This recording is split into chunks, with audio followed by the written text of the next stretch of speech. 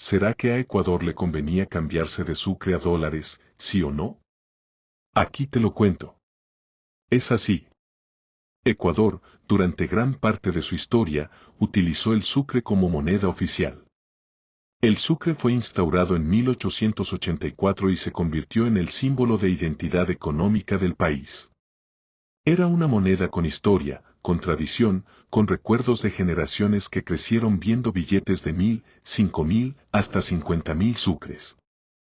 Pero había un detalle importante: el sucre, aunque tenía un peso histórico y cultural, solo servía dentro del territorio ecuatoriano. Afuera, en el comercio internacional, en los mercados de Sudamérica y mucho menos en el mundo, prácticamente no valía nada. En los años 80 y 90, Ecuador empezó a vivir tiempos muy complicados.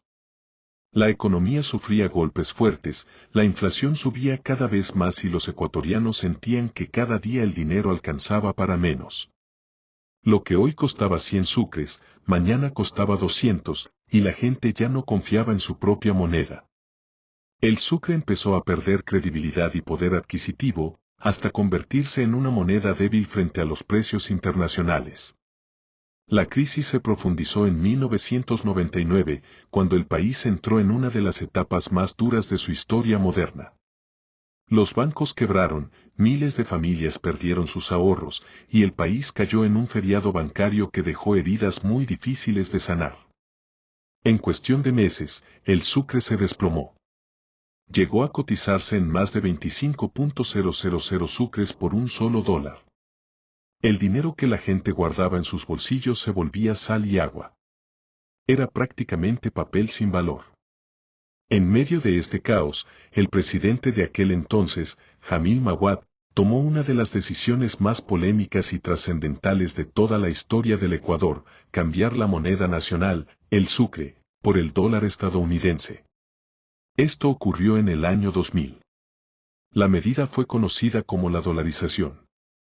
¿Por qué se tomó esta decisión? Porque el sucre ya no podía sostener la economía. Cada día perdía más valor. Ecuador necesitaba una moneda fuerte, confiable y reconocida en todo el mundo. El dólar ofrecía estabilidad.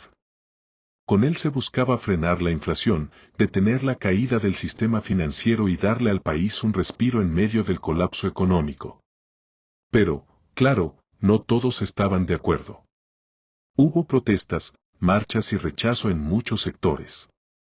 La gente sentía que se le estaba quitando un pedazo de identidad nacional. El sucre, aunque débil, era la moneda de los ecuatorianos. Cambiarlo por el dólar se veía como una entrega de soberanía. Sin embargo, para otros, el cambio fue la única salida. Con el dólar, Ecuador logró estabilizar los precios, controlar la inflación y darle más confianza a inversionistas y ciudadanos. Desde el 2000 hasta hoy, el dólar ha sido la moneda oficial y ha traído consigo ventajas y desventajas.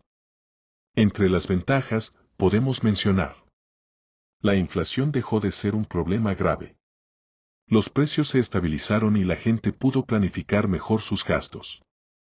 El país tuvo más confianza para negociar con mercados internacionales. El dólar permitió que los ecuatorianos viajaran y compraran en el extranjero con una moneda fuerte. Pero también hubo desventajas. Ecuador perdió la capacidad de imprimir su propio dinero. Ya no podía devaluar su moneda para ganar competitividad. Dependió totalmente de una moneda extranjera que no controla. La economía quedó atada a la política monetaria de Estados Unidos, un país con intereses distintos a los de Ecuador. Algunos sectores productivos, como la agricultura y la industria, sufrieron porque no podían competir con países que sí manejaban sus monedas propias. La pregunta sigue abierta: ¿le convenía a Ecuador cambiarse de sucre a dólares? Algunos dicen que sí, porque sin ese cambio el país hubiera caído en una crisis aún peor, quizá imposible de controlar. Otros dicen que no, porque el Ecuador perdió soberanía y se convirtió en dependiente de una moneda que no puede manejar. Lo cierto es que la decisión de aquel año 2000 marcó un antes y un después en la historia del país. El Sucre, que alguna vez fue símbolo nacional y que estuvo presente por más de un siglo, quedó en el recuerdo.